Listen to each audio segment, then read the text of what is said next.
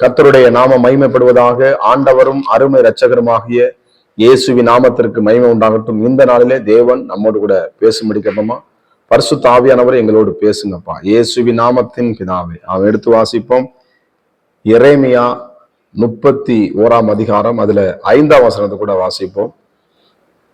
மறுபடியும் சமரியாவின் மலைகளிலே திராட்சை தோட்டங்களை நாட்டுவாய், நாட்டினவர்கள் அவைகளை நாட்டி அதன் பலனை அணிவிப்பார்கள்.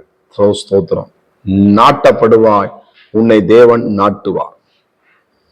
ஸ்தோத்திரம். எப்படி நாட்டுவாரு?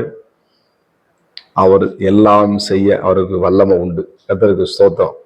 அவர் செய்கிறத தடுக்கிறவன் யார்? நான் செய்கிறதை தடுக்கிறவன் யார் என்ற தேவரில் சகலத்தையும் செய்ய வல்லவர். அவர் செய்த நடத்தது ஒன்றும் நம்முடைய வாழ்க்கையிலே அது தடைபடாது, யாரும் தடுக்க முடியாது.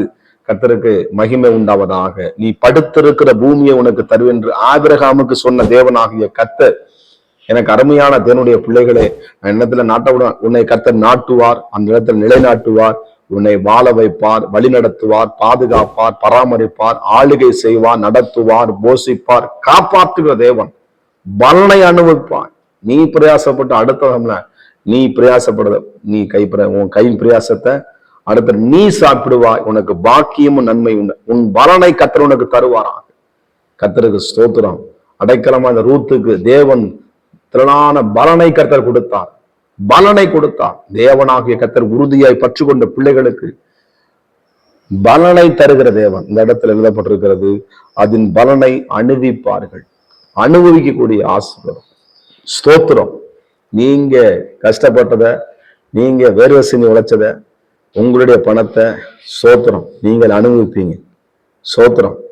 நீங்க பிரயாசப்பட்டதை அடுத்தவர்களை நீங்க அதை அனுபவிக்கும்படி தேவன் உங்களுக்கு அனுக்கிரகம் பண்ணுவாராக.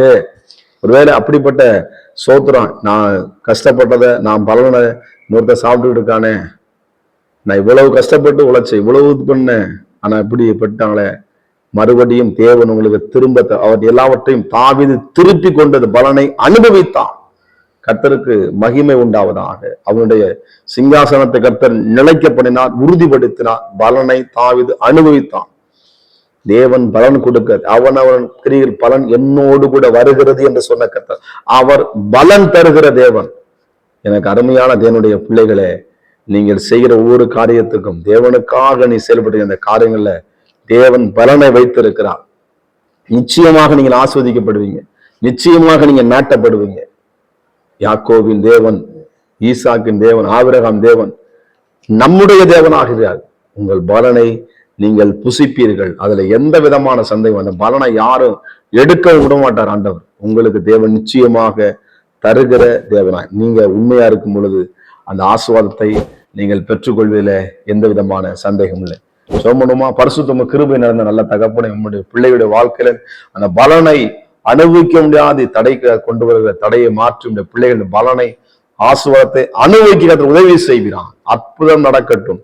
இயேசுவின் நாமத்தின் பிதாவே, ஆமே. God bless you. கர்த்தர் உங்களை ஆசீர்வதிப்பாராக.